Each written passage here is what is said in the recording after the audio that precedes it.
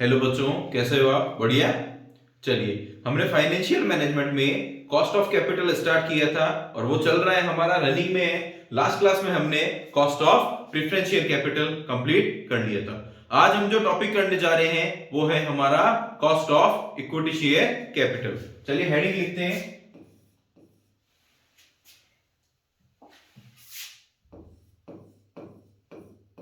Cost of equity share capital, जिसको हम denote करेंगे किससे? के ई से। के का क्या मतलब हो गया? के का मतलब हो गया कॉस्ट ऑफ कैपिटल। ई का क्या मतलब हो गया? Equity share capital. तो के ई का मीनिंग हो गया cost of equity share capital. चलिए स्टार्ट करते हैं। चलिए, हमने लास्ट जो 2 क्लासेस में देखे थे वो देखे थे कॉस्ट ऑफ डिबेंचर्स और cost of preferential capital. Debentures को आप कैसे लिखते हैं? जैसे मैंने लिखा 10% डिबेंचर, और प्रेफरेंशियल को मैंने कैसे लिखा? 12% प्रेफरेंशियल कैपिटल, है ना। चलिए, कॉमन बात क्या है? डिबेंचर का जो 10% है, इसका ये मीनिंग होगा कि हमें डिबेंचर्स को 10% की रेट से इंटरेस्ट देना है और प्रेफरेंशियल कैपिटल को 12% की रेट से डिविडेंड देना है। क्यों? इनमें सिमिलर बात क्या हुई? जो डिबेंचर और प्रेफरेंशियल कैपिटल होते हैं आपके, ये आपके फिक्स्ड कॉस्ट बियरिंग सिक्योरिटीज होते हैं। यानी जो प्रेफरेंशियल है उसको भी और डिबेंचर को भी फिक्स रेट से हमें कुछ ना कुछ पे करना होता है। लेकिन इक्विटी शेयर में तो ऐसा होता ही नहीं।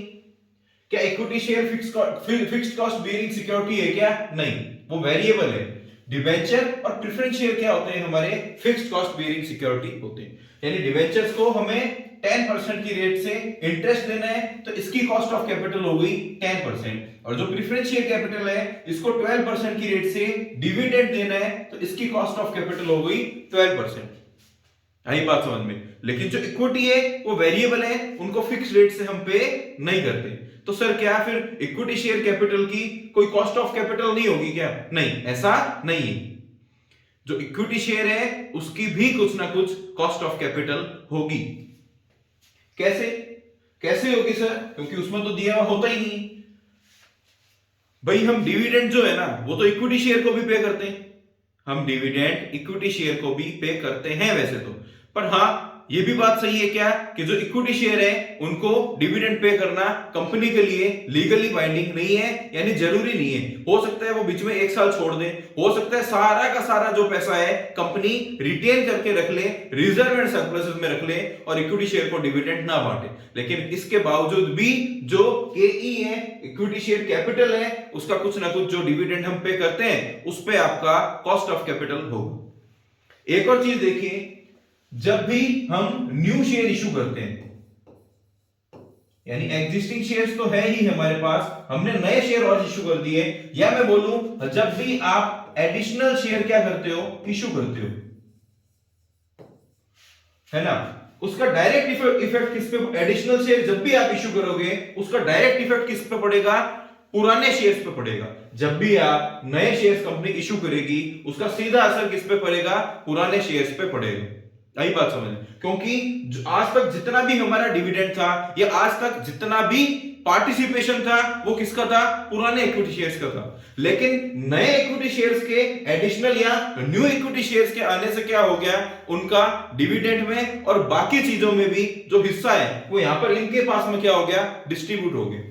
इसलिए जो cost of equity share capital है, इसमें बोला गया कि कंपनी को कम से कम मिनिमम रेट ऑफ रिटर्न से, और इस रेट से तो कमाना ही कमाना होगा कि कंपनी अपने जो इक्विटी शेयर होल्डर्स है उनको मार्केट रेट से डिविडेंड दे सके। अगर ऐसा नहीं हुआ तो कंपनी की जो जो कंपनी है वो अगर ऐसा डिविडेंड पे नहीं कर पाई, है ना, उससे क्या होगा? कंपनी की जो मार्केट वैल्यू है वो फ्लक्चुएट होगी। आ रही है बात समझ में? इसलिए हमें ध्यान में रखना है जो केई है वो क्या है? आपकी cost of equity share capital. वो किसको डिनोट करती है? के किसको डिनोट करेगा? Cost of capital. ई किसको डिनोट करेगा? Cost of equity share capital. और जो के ही है उसकी भी कुछ ना कुछ कॉस्ट ऑफ कैपिटल होगी। चलिए आइए और समझते हैं।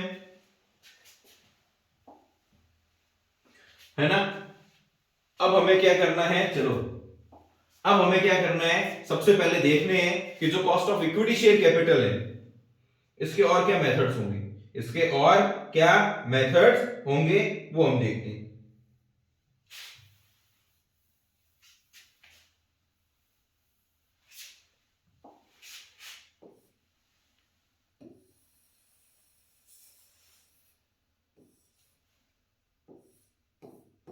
फोर मेथड्स होंगे आपके cost of equity share capital को कैलकुलेट करने के लिए।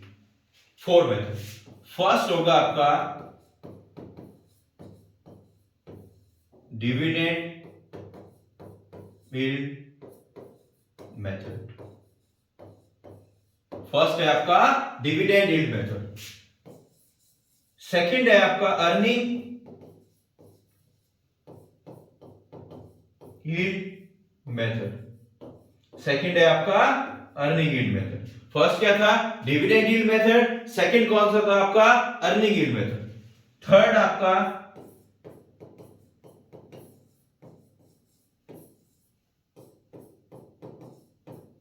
Dividend yield plus growth method.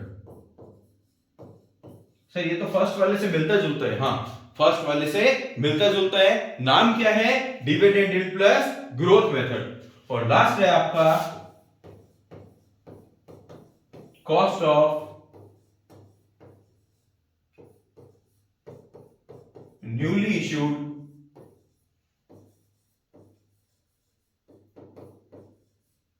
Equity share capital. Cost of newly issued equity share capital. ये चार मेथड है हमारा। चलिए आइए चारों मेथड को समझते हैं, और मेथड के साथ साथ हम समझेंगे इनका फॉर्मूला क्या है, क्योंकि अल्टीमेट तो फॉर्मूला ही काम में आएगा ना। फर्स्ट क्या है, डिविडेंड यील्ड मेथड। देखिए नाम से ही पता लग रहा है डिविडेंड यील्ड मेथड, यानी इसमें आपको क्या करना है, आपको लेना है dividend.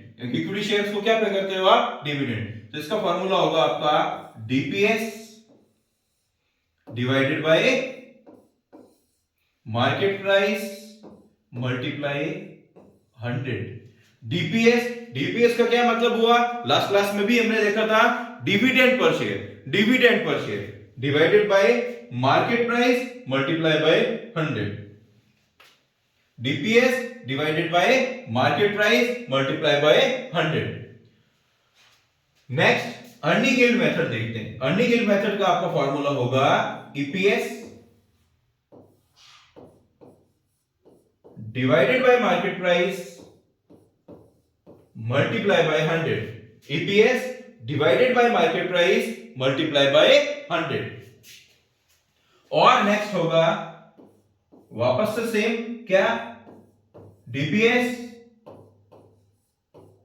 Divided by market price multiply 100 plus growth. DPS divided bye market price multiply 100 plus growth. क्या ये फॉर्मूला आपको समझ में आए? हाँ सर, ये वाले फॉर्मूले हमें समझ में आ गए। फर्स्ट है हमारा DPS divided bye market price multiply by 100। Second है ईपीएस का फुल फॉर्म बताना भूल गया। यहां पर ईपीएस का मतलब होगा अर्निंग पर शेयर। यहां पर डीपीएस का क्या मतलब था, डिविडेंड पर शेयर। ईपीएस का क्या मतलब है, अर्निंग पर शेयर, यानी एक शेयर पे कंपनी की अर्निंग कितनी है वो हो गया हमारा ईपीएस। ये वापस से same, DPS divided bye market price multiply 100 plus growth. Last वाला देखते हैं, cost of newly issued equity share capital. चलिए देखते हैं लास्ट वाले में ये तीन जो फॉर्मूला हमने लिखे हैं ये होंगे बिल्कुल सेम। सर सेम होंगे? यस सेम होंगे, बिल्कुल सेम होंगे। क्या क्या? फर्स्ट में आप लिखेंगे डीपीएस इनटू 100। सर अपॉन में क्या आएगा, अभी बात करेंगे। सेकंड में आप लिखेंगे EPS divided by multiply by 100। Sir इसके भी अपॉन में क्या आएगा, अभी देखते हैं। और लास्ट में DPS divided by multiply 100 plus जी। सर यहां पर हमें एक चीज तो समझ में आ गई कि फॉर्मूले तीनों सेम होंगे, पर जो डिनोमिनेटर है वो सेम नहीं है। तो वहां पर क्या आएगा, अपॉन में जो है तीनों के वो सेम नहीं है, तो वहां पर क्या आएगा, तो ध्यान रखना वहां पर आपका आ जाएगा नेट प्रोसीड। नेट प्रोसीड वहां पर तीनों फार्मूलों में क्या आ जाएगा, नेट प्रोसीड। सर ऐसा क्यों हुआ, देखिए मेरी बात सुनिए, अगर कंपनी पुरानी है, अगर कंपनी पुरानी है तो उसके जो शेयर्स हैं, है ना, उसकी हमें मार्केट वैल्यू मिल जाती है, उसकी हमें मार्केट वैल्यू मिल जाती है। लेकिन बिल्कुल अगर नई कंपनी है ना, बिल्कुल नई कंपनी है और नए इक्विटी शेयर कैपिटल क्या कर रही है, इशू कर रही है, बिल्कुल नई कंपनी है तो उसकी कोई भी मार्केट वैल्यू नहीं होती। भाई कंपनी बिल्कुल नई है, अभी मार्केट में उतरी है, तो अभी उसकी मार्केट वैल्यू थोड़ी होगी, इसलिए वहां पर हम क्या करते हैं, जो नेट प्रोसीड है उससे कैलकुलेट करते हैं, उससे कैलकुलेट करते हैं। एक और बात ध्यान में रखनी है, यहां पर भी हर फॉर्मूले में हमने मार्केट प्राइस लिया है, लेकिन किसी क्वेश्चन में अगर आप मार्केट प्राइस कैलकुलेट नहीं कर पा रहे हो तो यहां पर भी आपको जो नेट प्रोसीड है उससे कैलकुलेट करना पड़ सकता है, उससे कैलकुलेट करना पड़ सकता है। सबसे पहले फॉर्मूला लर्न करिए आप, ये फॉर्मूला बिल्कुल सिंपल है, ये जैसे ही आपने लर्न कर लिए हम हमारे प्रैक्टिकल क्वेश्चंस पे जा सकते हैं। चलिए चलते हैं हमारे प्रैक्टिकल क्वेश्चंस पे। तो सबसे पहले आपको एग्जांपल दे रखा है, उसी को हम सॉल्व करते हैं। For example, if A company issue 3 lakh equity share of ₹10 each, company ने कितने शेयर इशू किए, 3 लाख, और एक शेयर की कितनी वैल्यू है, 10 rupees, and the current market price of the share is ₹15 पर शेयर, और जो करंट मार्केट प्राइस है वो कितनी है आपकी, 15 रुपए। तो सबसे पहले इंफॉर्मेशन लिख लेते हैं, इंफॉर्मेशन, फेस वैल्यू कितनी होगी, सॉल्यूशन, उसमें सबसे पहले फेस वैल्यू कितनी है, 10 रुपए, ठीक है। उसके बाद आपको दे दिया करंट मार्केट प्राइस, तो मार्केट प्राइस जो है शेयर की वो कितनी है आपकी, 15 रुपीस, वो कितनी है आपकी, 15 रुपीस। और देखते हैं, if company has paid dividend at the rate of ₹1.20 पर शेयर, अगर एक शेयर पे कंपनी ₹1.20 दे रही है, तो उसी को तो डीपीएस बोलेंगे ना, डिविडेंड पर शेयर, यानी डिविडेंड प्रति शेयर पे कितना दे रही है कंपनी, 1.20। तो कैलकुलेट करना है क्या, cost of equity share capital. अरे अभी ही हमने देखा था क्या, कि जो के ई है उसका क्या फॉर्मूला था, उसका फॉर्मूला था फर्स्ट वाले का DPS divided bye market price multiply by 100। DPS कितना, डिविडेंड कितना दे रही है पर शेयर पे, 1.20 डिवाइडेड बाय मार्केट प्राइस कितनी, 15 इंटू 100। चलो इसको कैलकुलेट करते हैं, 1.20 मल्टीप्लाई 100 डिवाइडेड बाय 15, ये आ गया आपका 8%, ये आ गया आपका 8%, यानी आपकी जो कॉस्ट ऑफ इक्विटी है, जो cost of equity share capital है, वो हमारे इस एग्जांपल में कितनी आएगी, 8%। समझ में आया, बिल्कुल सिंपल था, सीधा फॉर्मूला, सीधे आपको इंफॉर्मेशन दे रखी है, फॉर्मूले में वैल्यू पुट करनी है और आंसर आ गया आपका कितना, 8%। हाँ सर ये तो बहुत इजी था सर, ऐसे और क्वेश्चन करवाइए ना। चलिए और क्वेश्चन करते हैं। Madhukul Limited issued 10,000 equity share of ₹10 each at a premium of ₹2 each.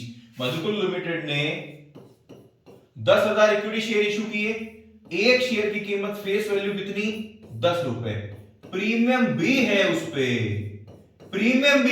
कितना, 2 रुपए का, ठीक है। The company has incurred issue expenses of ₹5,000, flotation cost भी है, जो टोटल दे रखी है आपको, टोटल फ्लोटेशन कॉस्ट कितनी है आपकी, टोटल जो फ्लोटेशन कॉस्ट है वो कितनी है आपकी, 5,000, लेकिन ब्रैकेट में लिख देता हूं क्या, कि ये तो टोटल है, ये तो टोटल कॉस्ट है। और क्या दे दिया, तो equity share holder expect the rate of dividend to 18% per annum, और जो डिविडेंड पे करती है कंपनी, डिविडेंड की जो रेट है वो कितनी है आपकी, वो है आपकी 18% per annum. Calculate the cost of equity share capital. एक बार इतना ही हमें रीड करना है, calculate the cost of equity share capital. क्या आपको समझ में आ रहा है, फेस वैल्यू दे दी, प्रीमियम दे दी, फ्लोटेशन कॉस्ट दे दिया और डिविडेंड की रेट दे दी, जो कि कितना है, 18% पर एनम। तो सबसे पहले हम देखते हैं एक शेयर की कीमत कितनी है 10 रुपए और डिविडेंड की रेट कितनी है 18%। तो सबसे पहले मैं कैलकुलेट कर लूंगा DPS, face value multiply by 18%, ये आ जाएगा आपका 1.8, ये आ जाएगा आपका 1.8। तो सबसे पहले जब मैं केई का फॉर्मूला लिखूंगा तो मैं लिखूंगा DPS divided bye market price multiply by 100, multiply by 100। DPS कितना कैलकुलेट कर लिया हमने, कितना 1.8 डिवाइडेड बाय मार्केट प्राइस कितना। तो इस क्वेश्चन में कहीं पे भी आपको मार्केट प्राइस दिया हुआ नहीं। जब मार्केट प्राइस नहीं दिया तो जो नेट प्रोसीड है उसको हम कैलकुलेट करेंगे, अभी ही हमने बात की थी, और उसी को मार्केट प्राइस कंसीडर करेंगे।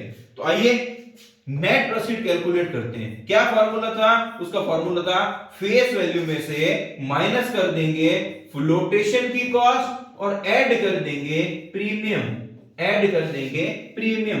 फेस वैल्यू कितनी 10, प्रीमियम कितना 2 रुपए, फ्लोटेशन कॉस्ट कितना माइनस करना है, कैलकुलेट करना पड़ेगा। चलिए देखते हैं, क्योंकि यहां पर जो आपकी फ्लोटेशन कॉस्ट दे रखी है ना, ये टोटल की दे रखी है। भाई ये शेयर कितने का, एक शेयर की कीमत कितनी 10 रुपए, एक शेयर पे प्रीमियम कितना 2 रुपए, है ना। यहां पर एक शेयर पे डिविडेंड कितना दे रहे हैं 1.8। तो हमें जो फ्लोटेशन कॉस्ट है वो भी पर शेयर कैलकुलेट करनी पड़ेगी। चलिए देखते हैं। तो कंपनी ने 5,000 रुपए खर्चा कर दिया 10,000 इक्विटी पे, कंपनी ने 5,000 रुपए का खर्चा कर दिया 10,000 इक्विटी पे, है ना। तो फिर आपकी जो फ्लोटेशन कॉस्ट है वो कितनी आएगी, वो आएगी आपकी 5,000 डिवाइडेड बाय 10,000, तो ये आ जाएगी आपकी 0.5। तो यहां पर मैं माइनस कर देता हूं, कितना 0.5, 10 में 2 जोड़ दिए 12, आधा घटा दिया, तो ये आ जाएगा आपका 11.5, ये आ जाएगा आपका 11.5। तो डिवाइड में मैं कर दूंगा 11.5 मल्टीप्लाई बाय 100, मल्टीप्लाई बाय 100। तो चलिए कैलकुलेट करते हैं कैलकुलेटर पे कि हमारा इसका कितना आंसर आ जाएगा।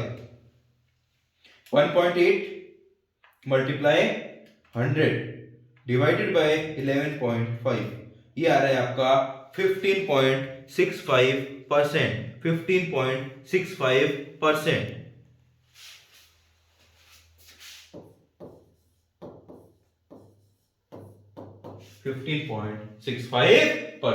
चलिए और देखते हैं। क्वेश्चन में एक और चीज बोल दिया, will your answer be different if the current market price of share is ₹21। क्या क्वेश्चन में कुछ चेंज होगा क्या अगर आपको करंट मार्केट प्राइस दे रखी होती कितनी 21? हाँ, पूरा ही चेंज हो जाता सर, क्योंकि इस क्वेश्चन में हमें मार्केट प्राइस दी हुई नहीं थी, इसीलिए हमने किसको यूज में लिया, नेट प्रोसीड को। लेकिन अगर सीधी सीधी मार्केट प्राइस ही अगर हमें दे दी तो हमारा पूरा जो सॉल्यूशन है वो चेंज हो जाएगा। कैसे? फिर आप लिखोगे डिविडेंड पर शेयर कितना 1.8, ठीक है, मार्केट प्राइस कितना 21 मल्टीप्लाई बाय 100, फिर तो सीधा सिंपल फॉर्मूला हो जाता हमारा। चलिए कैलकुलेट करते हैं।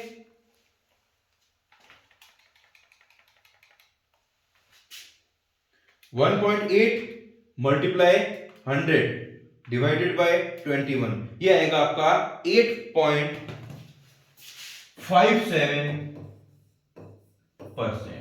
8.57%। क्या आपको समझ में आया? वापस से देखते हैं।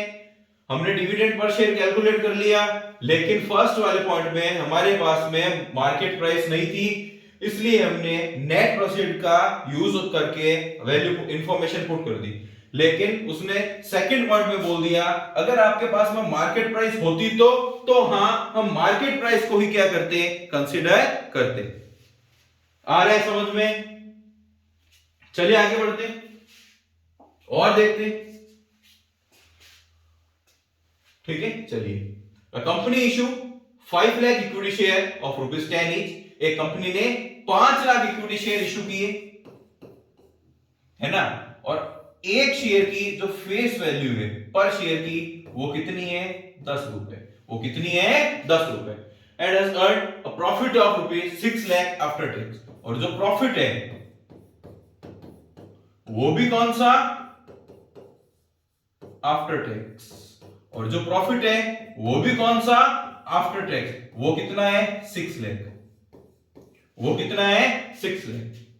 If the market price of this share is ₹16 और जो मार्केट प्राइस है वो भी आपको दे दिया कितना, ₹16, तो कैलकुलेट करना है क्या, के ई। फिर लास्ट वाले में हमने देखा था कि हमें डिविडेंड दे रखा था, तो हमने फॉर्मूला क्या पुट किया, dividend per share divided by market price multiply by 100। लेकिन इस वाले क्वेश्चन में आपको डिविडेंड ना देके आपको कंपनी की प्रॉफिट्स दे दिए, यानी मैं बोल सकता हूं आपको कंपनी की अर्निंग्स दे दी। तो क्या फॉर्मूला चेंज होगा क्या, हाँ फॉर्मूला चेंज हो जाएगा। कौन सा, यहां पर आप पुट करोगे EPS divided by market price multiply by 100। Sir EPS कैसे कैलकुलेट करते हैं, मार्केट प्राइस तो क्योंकि उसने सीधा ही दे दिया कितना 16 और मल्टीप्लाई 100 तो हम पुट कर ही लेंगे, लेकिन सर ईपीएस कैसे कैलकुलेट करते हैं, तो चलिए देखते हैं। थोड़ा डीप चल लूंगा मैं, आप समझ लेना। सबसे पहले हम देखते हैं कंपनी की सेल्स होती है, सेल्स में से जब आप वेरिएबल कॉस्ट माइनस करते हैं तो आता है कंट्रीब्यूशन, उसमें से फिक्स्ड कॉस्ट जब आप माइनस करते हैं तो आता है आपका प्रॉफिट। फिक्स्ड कॉस्ट माइनस करने के बाद में जो भी आपका प्रॉफिट आता है उसे बोलते हैं ऑपरेटिंग प्रॉफिट, या फिर उसे हम बोल सकते हैं ईबीआईटी, उसे हम क्या बोल सकते हैं, ईबीआईटी। अब जो भी कंपनी की earning before interest and tax होते हैं, ईबीआईटी क्या बोलते हैं, earning before interest and tax. सबसे पहले कंपनी क्या पे करती है, उसमें से इंटरेस्ट। कंपनी की जो भी अर्निंग होगी उसमें कंपनी क्या करेगी, अपने जो टोटल कॉस्ट है उनको हटाने के बाद ऑपरेटिंग प्रॉफिट में से कंपनी सबसे पहले किसको पे करेगी, डिबेंचर होल्डर्स को इंटरेस्ट। गवर्नमेंट को टैक्स भी देने से पहले जो कंपनी है वो डिबेंचर होल्डर्स को क्या पे करती है, इंटरेस्ट पे करती है। तो इसको बोलेंगे अर्निंग बिफोर टैक्स, क्योंकि इंटरेस्ट तो हमने पे कर दिया। फिर कंपनी क्या करती है, गवर्नमेंट को टैक्स पे करती है। टैक्स करने के बाद में जो भी इनकम बचती है उसे बोलते हैं अर्निंग आफ्टर टैक्स। तो यहां पर आपको जो दे रखा है ना, प्रॉफिट बोल दो अर्निंग बोल दो, एक ही बात है। ये देखा है प्रॉफिट आफ्टर टैक्स, लेकिन यहां पर भी देखो डिबेंचर होल्डर्स को पे कर दिया, गवर्नमेंट को पे कर दिया। अब अर्निंग आफ्टर टैक्स जो है ना, ये सारा का सारा किसका, शेयर होल्डर्स का, सारा का सारा किसका, शेयर होल्डर्स का। अब हमारे जो शेयर होल्डर्स भी होते हैं वो कितने होते हैं, दो प्रकार के होते हैं। कौन कौन से, प्रेफरेंस शेयर होल्डर और इक्विटी शेयर होल्डर, है ना। अब पहले मैं किसको दूंगा, पहले मैं डिविडेंड दूंगा, प्रेफरेंस शेयर डिविडेंड। पहले मैं किसको डिविडेंड दूंगा, प्रेफरेंस शेयर डिविडेंड। क्यों, क्योंकि हमने पढ़ रखा है दो तरह के जो हमारे शेयर होल्डर हैं उसमें प्रॉफिट्स में भी हिस्सा और at the time of winding up of the company liquidation में भी हिस्सा। वाइंडिंग अप में भी हिस्सा पहले किसको मिलता है, प्रेफरेंस शेयर को। भाई नाम में ही प्रेफरेंस है तो पहले डिविडेंड भी किसको मिलेगा, प्रॉफिट्स भी पहले किसको मिलेंगे, कमाई पहले किसको मिलेगी, प्रेफरेंस शेयर को। जब शेयर होल्डर्स के हिस्से में से मैं प्रेफरेंस शेयर्स को भी डिविडेंड देता हूं, अब सारा का सारा पैसा किसका, earning for equity share holders only. अब ये कमाई सिर्फ और सिर्फ किसकी है, इक्विटी शेयर होल्डर्स की। और इक्विटी शेयर होल्डर्स की जितनी भी कमाई है अगर मैं डिवाइड कर दूं उसमें से क्या, नंबर ऑफ इक्विटी शेयर, तो आ जाएगा मेरे पास में अर्निंग पर शेयर, तो आ जाएगा मेरे पास में अर्निंग पर शेयर। यानी हमें तो इस क्वेश्चन के अकॉर्डिंग इतनी ही बात ध्यान में रखनी थी। सर लेकिन यहां पर earning for equity share holders थोड़ी दिए हुए हैं, यहां पर तो ईएटी दिया हुआ है ना। तो इस क्वेश्चन के अकॉर्डिंग हम ये समझेंगे कि जो अर्निंग बची है, अर्निंग है जो आपकी कितनी 6 लाख आफ्टर टैक्स, ये किसकी है, शेयर होल्डर्स की। और हम ये एजम्पशन लेके चलेंगे क्योंकि क्वेश्चन में कुछ भी गिवन नहीं है, ये सारा का सारा पैसा किसका है, इक्विटी शेयर होल्डर्स। भाई आप बता सकते हो क्या कि इस कंपनी में प्रेफरेंस शेयर होल्डर्स भी हैं, नहीं बता सकते। तो हम ये एजम्पशन लेंगे कि जितना का जितना 6 लाख की कमाई है आफ्टर टैक्स, ये किसकी है, आपकी इक्विटी शेयर होल्डर्स। तो जो भी इक्विटी शेयर होल्डर्स की कमाई है, मैं बोलूंगा कि अर्निंग कितनी है इक्विटी शेयर होल्डर्स की, जो अर्निंग है वो कितनी है, 6 लाख, है ना, divided by number of shares कितने हैं, तो मैं बोलूंगा वो है 5 लाख। तो हमारी ईपीएस कितनी आ गई, यानी एक शेयर पे अर्निंग कितनी आ गई, वो आ जाएगी आपकी 1.20, वो आ जाएगी आपकी 1.20, यानी 6 लाख की जो कमाई है अगर आप उसको 5 लाख इक्विटी शेयर होल्डर में बांटो तो एक शेयर के बदले कितना प्रॉफिट आ रहा है, कितनी अर्निंग हो रही है, 1.20। तो यहां पर हमारा जो ईपीएस है हमें कितनी वैल्यू पुट करनी है, 1.20। अभी फॉर्मूला लर्न कर लेना, earning available for equity share holders divided by number of equity share, तो आपका आ जाएगा earning per share, earning per share. चलिए देखते हैं, 1.20 मल्टीप्लाई 100 डिवाइडेड बाय 16, तो ये आ जाएगा आपका 7.5%, 7.5%। आई होप आपको समझ में आ रहा होगा, थोड़ा सा और ध्यान दीजिए, आपको अच्छे से क्लियर हो जाएगा। चलिए आगे, स्क्रीनशॉट लेना है तो आप ले सकते हैं, बुक है एमआर अग्रवाल। चलिए और आगे बढ़ते हैं।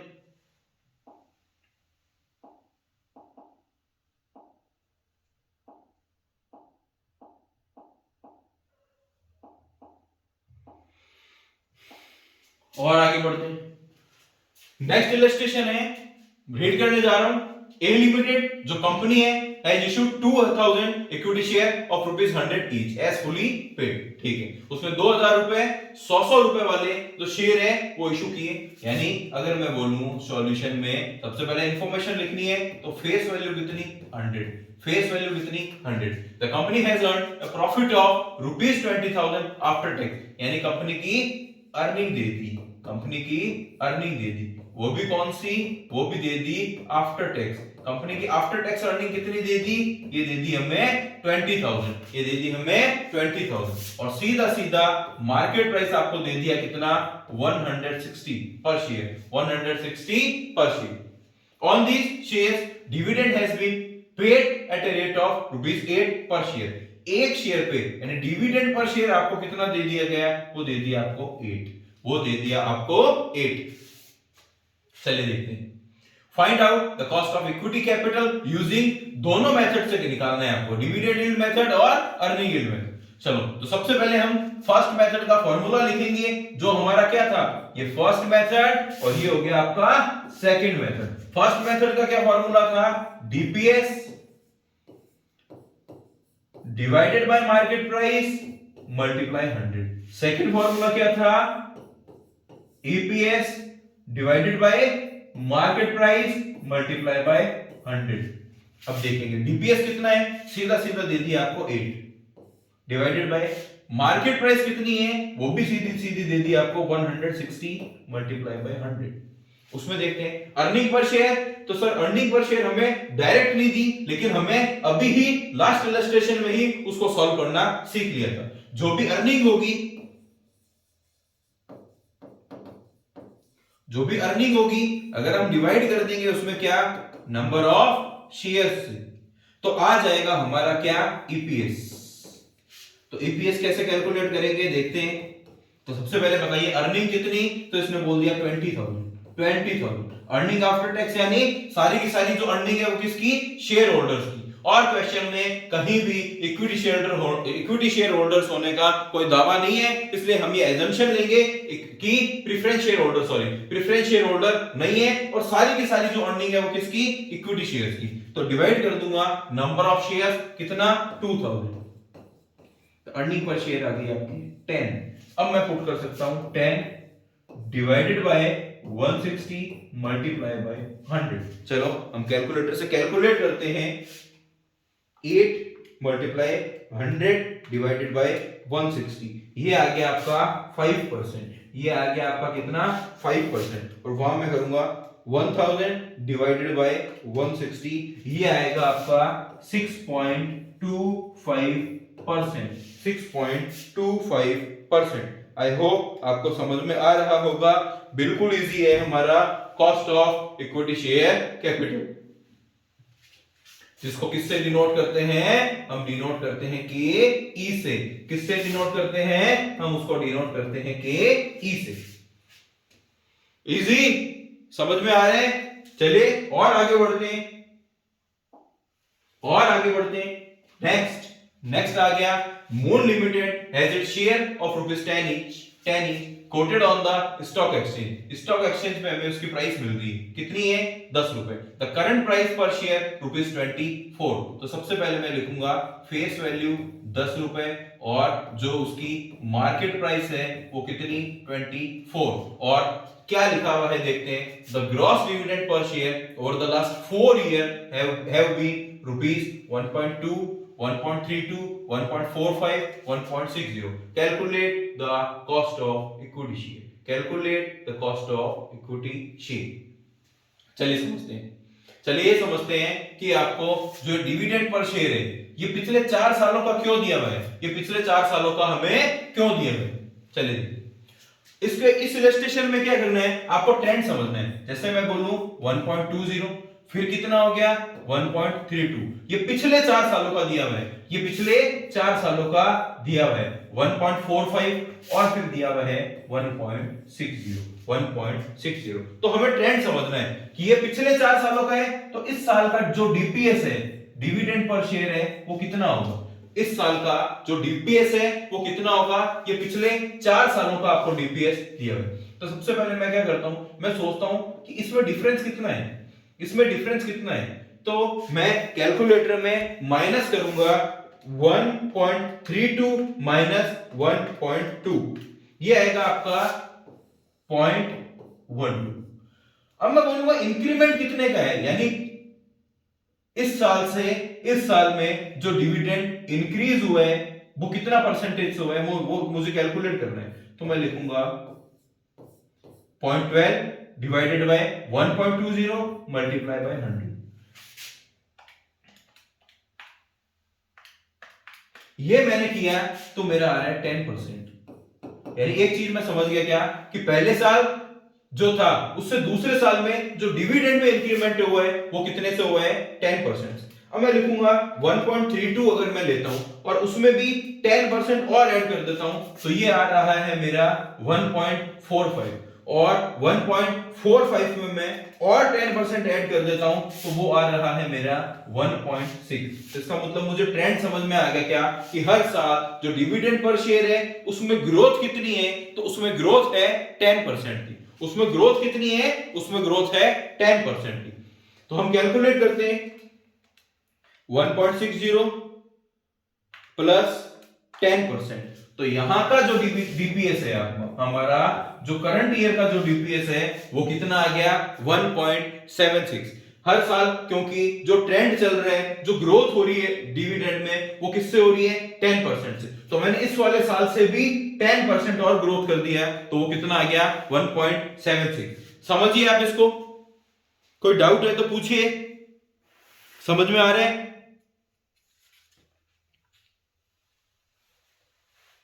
आगे बढ़े यानी एक चीज तो समझ में आ रही सर क्या कि हमारी जो डीपीएस है उसकी जो ग्रोथ है वो कितनी है 10% और जब भी ग्रोथ की बात आ जाए तो हमने एक फॉर्मूला सीखा था केई का हमें उस पर चले जाने हैं वो क्या था DPS upon market price into 100 plus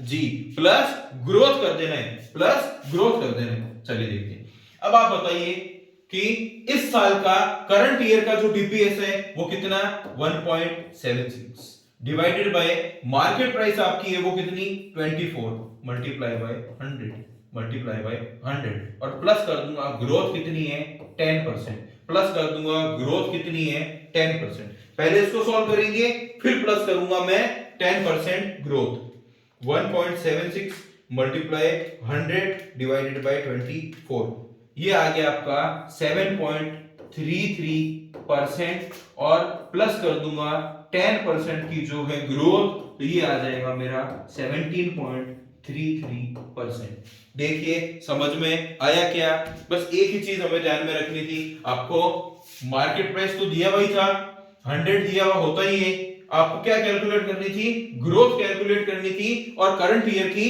dividend per share calculate करना था तो हमने कैसे देखा, पिछले 4 सालों का जो आपको डिविडेंड दिया हुआ था, हमने उनमें ट्रेंड चेक किया कि जो ग्रोथ है वो किस रेट से आ रही है। तो हमने देखा इन दोनों सालों का या किसी भी साल का आप डिफरेंस लीजिए, है ना। डिफरेंस को प्रीवियस ईयर की जो भी डिविडेंड है उससे डिवाइड करिए और कर दीजिए मल्टीप्लाई बाय 100। इससे हमें पता चल जाएगा कि हमारा जो डीपीएस है उसमें ग्रोथ कितनी है। सीधी सीधी हमने फॉर्मूले में वैल्यू पुट की और आ गया 17.33%। समझ में आ रहे हैं अच्छे से? कोई भी दिक्कत हो तो आप कमेंट सेक्शन में मुझे